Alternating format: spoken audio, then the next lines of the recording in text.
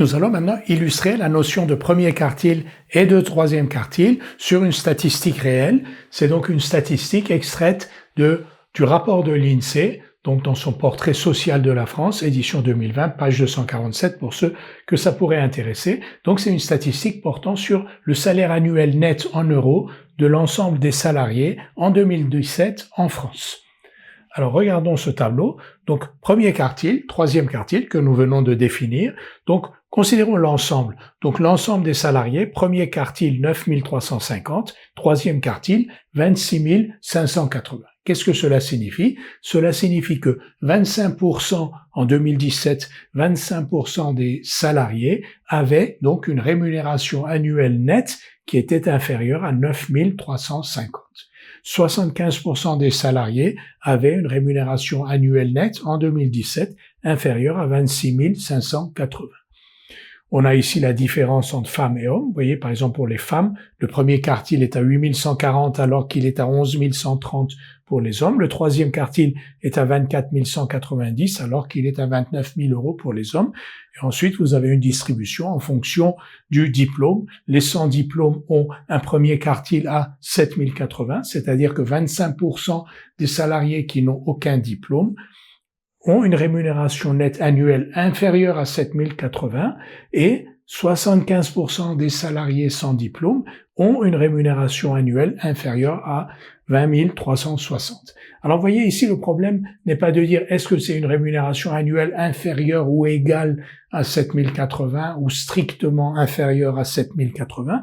Le problème n'est pas là. Le problème est qu'on est dans des masses de données avec des millions de données. On se pose pas la question de savoir si on a un nombre pair de données ou un nombre impair de données. Ce qui est intéressant, c'est la tendance générale qui se dégage de ce tableau, qui montre notamment que les femmes sont moins bien payées que les hommes et que le diplôme est un facteur différenciant du salaire, et plus le diplôme et le nombre d'années d'études est élevé, et plus le salaire est élevé.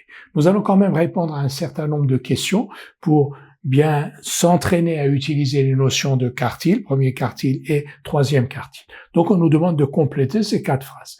25% des femmes salariées ont un salaire annuel net inférieur à, bien sûr en 2017. Donc 25% des femmes salariées ont un salaire annuel net inférieur à. Alors ça correspond effectivement à la notion de premier quartile, et on voit que les femmes ici, le premier quartile pour ce qui concerne donc le salaire annuel net des femmes est à 8 140. C'est donc que 25% des femmes salariées ont un salaire annuel net inférieur à 8 140, c'est des euros bien entendu, je vais les réécrire. 25% des hommes salariés ont un salaire annuel net supérieur à. Alors, les hommes, les voici. Ici, on a le premier quartile, c'est-à-dire que 25% des salariés hommes ont un salaire annuel inférieur à 11 130. 75%, ça c'est le troisième quartile, donc 75% ont un salaire annuel net inférieur à 29 000 euros, donc il reste 25% qui ont un salaire annuel net supérieur à 29 000 euros. On ne fait qu'utiliser les définitions de premier quartile et troisième quartile. Ici, 75% des salariés ayant juste le bac ont un salaire annuel net inférieur à. Ça, c'est la définition même du troisième quartile. Donc, juste le bac ici. Donc, le troisième quartile, 25 270. Donc, 75% des salariés ayant juste le bac ont un salaire annuel net inférieur à 25 270 euros. Et une dernière question. 25% des salariés avec un diplôme supérieur ou égal à bac plus 3 ont un salaire annuel net supérieur à.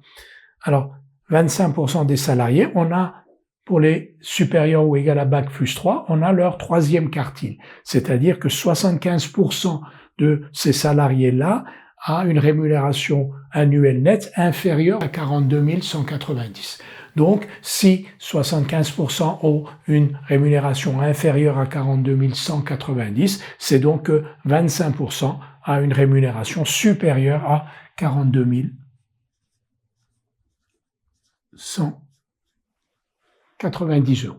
Donc les notions de premier quartile et troisième quartile sont très couramment utilisées dans toutes les statistiques pour indiquer un peu la dispersion. Ici, on a une notion de dispersion du salaire entre les salaires les plus élevés et les salaires les moins élevés, et ensuite avec une analyse en fonction de différents facteurs. Ici le diplôme, ici le sexe.